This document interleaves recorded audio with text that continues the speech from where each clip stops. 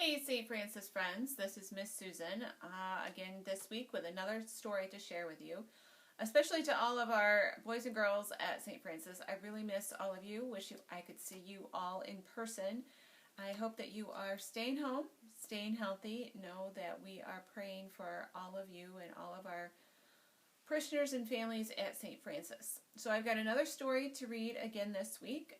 Today is March 24th, so tomorrow is March 25th. When we celebrate a feast day called the Annunciation. And that feast day celebrates Mary in a special way. So for today's book, I've got Mary, the Mother of Jesus by Tommy DePaola. And the very first story I'm going to read from there is about the Annunciation and what that means. The Annunciation.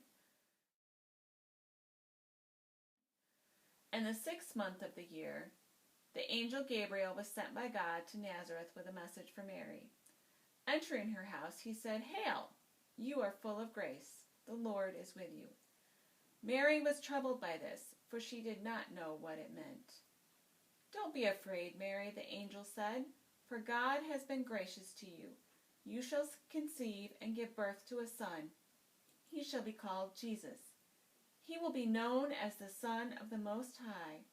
He will be king over Israel, and his reign will never end." "But how can this be?" Mary asked. "I am still a virgin." The angel said, "The Holy Spirit will come upon you, and the power of the Most High will overshadow you, and the holy child that will be born will be called the Son of God. And behold, your cousin Elizabeth has also conceived a son in her old age, because nothing is impossible with God." And Mary said, "Behold the handmaid of the Lord. As you have spoken, let it be." And the angel left her.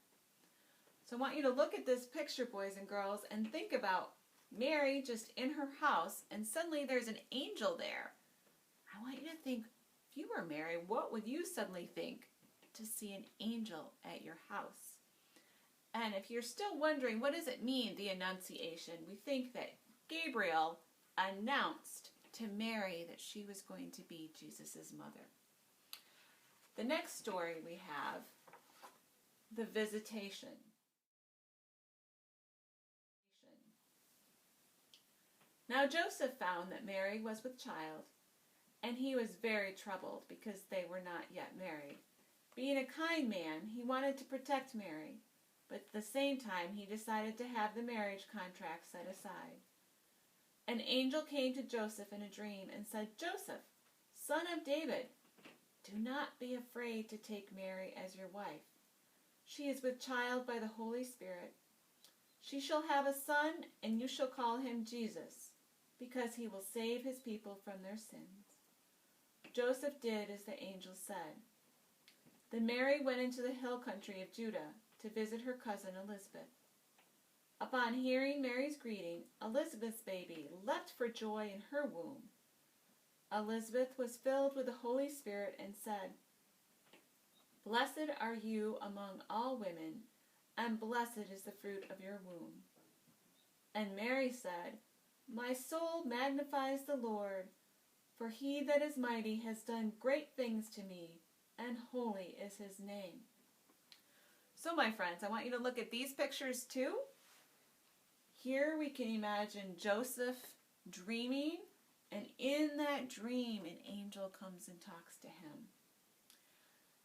And then look at this picture of Mary visiting her cousin Elizabeth. And I want you to think about how far did Mary have to walk? Because they didn't have automobiles, they didn't have cars, but she went all that way to help her cousin Elizabeth. And who in your house do you think you could help right now? I've got one more story to read to you from this book. The Boy Jesus in the Temple.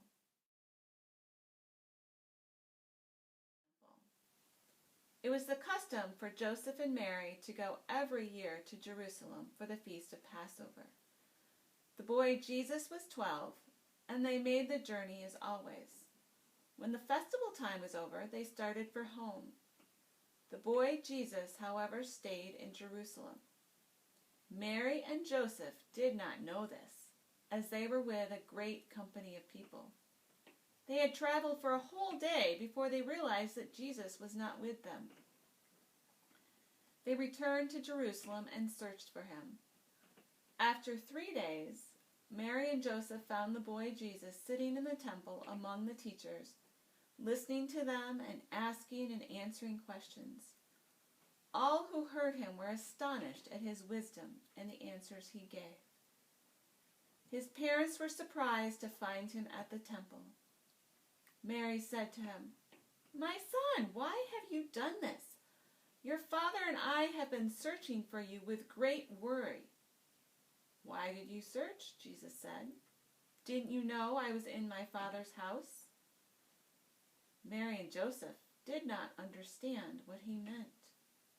Jesus went back to Nazareth with them and remained in their care. And Mary kept all these things in her heart. And look at this picture here, boys and girls. I want you to think, what do you think Mary and Joseph were thinking when they finally found their son Jesus, when they'd been looking for him for days and days? Think about how joyful and relieved they must have felt. So my friends, that's our book for today. And just keep praying with your family. Keep praying with Jesus. And we will be together soon. Bye.